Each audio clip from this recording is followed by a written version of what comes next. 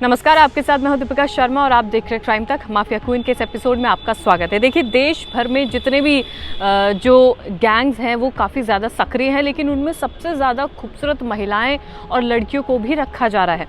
तमाम ऐसी खबरें सामने आई हैं जहां पर जितने भी जो गिरोह एक्टिव हैं उनमें लड़कियां भी नज़र आती हैं, जिनके ज़रिए पूरी वारदात को अंजाम दिया जाता है। लड़कों को फंसाया जाता है, गैंगस्टर्स को फंसाया जाता है, ताकि जो उनका राइवल गैंग है वो बदला ले सके।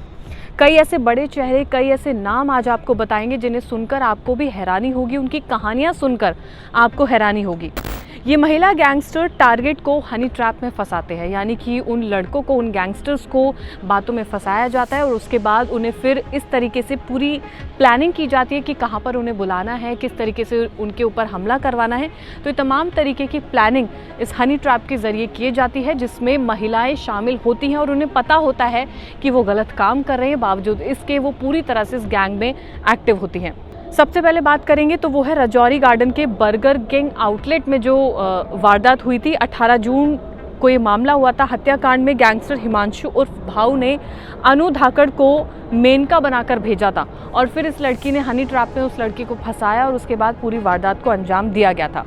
अनु ने इंस्टाग्राम से फंसाकर अमन को राजौरी गार्डन में बुलाया था। दोनों एक ही टेबल पर बैठे थे। जो सीसीटीवी फुटेज सामने आई थी उसमें देखा जा सकता है कि दोनों लोग एक ही टेबल पर बैठे हैं, बातचीत कर रहे हैं।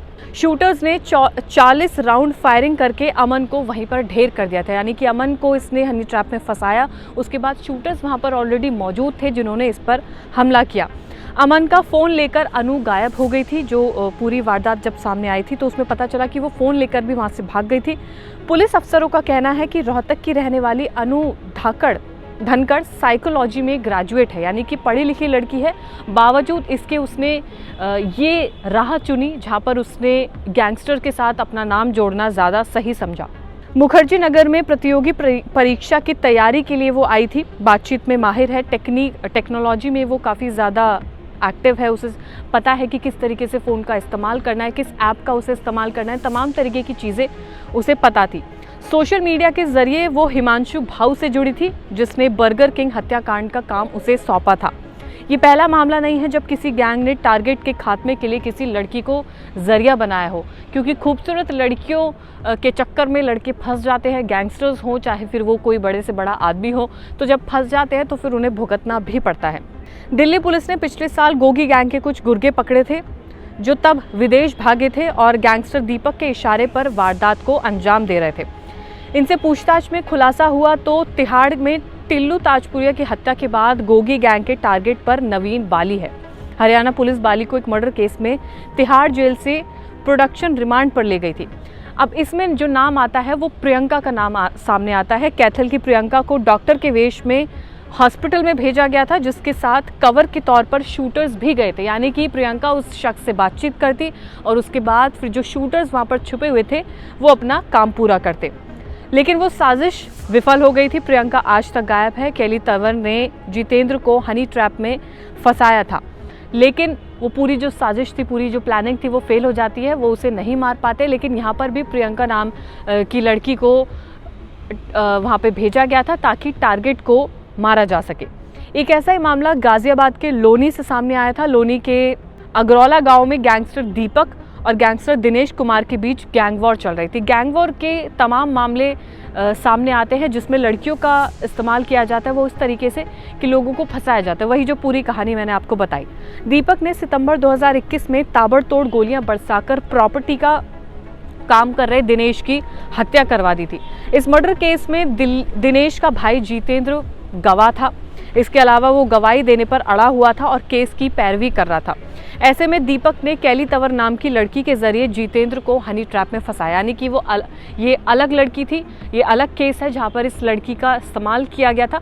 लड़की का इस्तेमाल करना गलत होगा। लड़की खुद इस गैंग से जुड़ती है और उसके बाद जो उसे काम दिया जाता है, काम सौंपा जाता है, वो उसे करती है। अक्टूबर 2023 को लोनी में एक रेस्टोरेंट पर उसने उस जितेंद्र को बुलाया। जितेंद्र रेस्टोरेंट के बाहर पहुंचा था तो हथियारबंद बदमाशों ने गोलियां बरसा दी और उसकी हत्या वहां पर कर दी गई।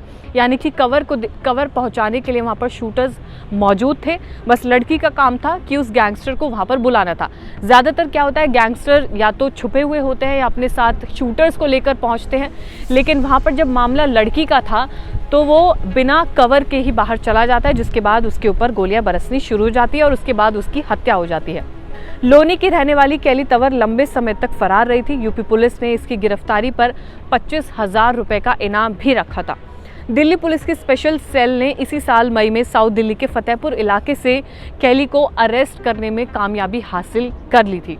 पुलिस पूछताछ में कैली से बातचीत की गई तो उसने बताया कि उसके माँ बाप की बचपन में ही मौत हो चुकी थी। वो धीरे धीरे बदमाशों से संपर्क में आती गई। गैंगस्टर दीपक अग्रवाला से करीबी हो गई। इसके गैंग के लिए वो काम करने लगी। दीपक ही उसका सारा खर्चा उठाता था। फतेहपुर इलाके के मकान का किराया भी वही भिजवाता था। यानी कि दीपक जो खुद एक गैंगस्टर है, उसने ये जब लड़की उसके संपर्क में आती है तो तमाम खर्चा इसका दीपक ही उठाता है और उसके बाद फिर ये इसके गैंग से जुड़ जाती है। फिर जो दीपक बोलता है ये लड़की वही करती है। तो इस लड़की के ज़रिए इस पूरी वारदात को अंजाम दिया गया था और फिर जो टारगेट बनाया गया था उसको कंप्लीट किया गया। इसी साल चर्चा में जो मार्च जो गुजरा है उसमें लॉरेंस बिश्नोई गैंग ने चंडीगढ़ की कोर्ट में गैंगस्टर भुप्पी राणा के मर्डर की साजिश रची थी। राजस्थान के झुंझुनू की पूजा शर्मा को वकील की ड्रेस पहनाकर पिस्टल समेत कोर्ट में भेजा गया था। यानी कि कहीं पर नर्स बनाकर भेजा जा रहा है, कहीं पर लॉयर बनाकर भेजा जा रहा है। तमाम तरीके की चीज़ों को, वारदात को अंजाम दिया गया था लड़की के ज़रिए। तो पूजा शर्मा नाम की ये लड़की थी जिसने इस वारदात को अंजाम दिया। दिल्ली पुलिस के स्पेशल सेल को इनपुट मिले थे जो चंडीगढ़ पुलिस से शेयर किए गए थे।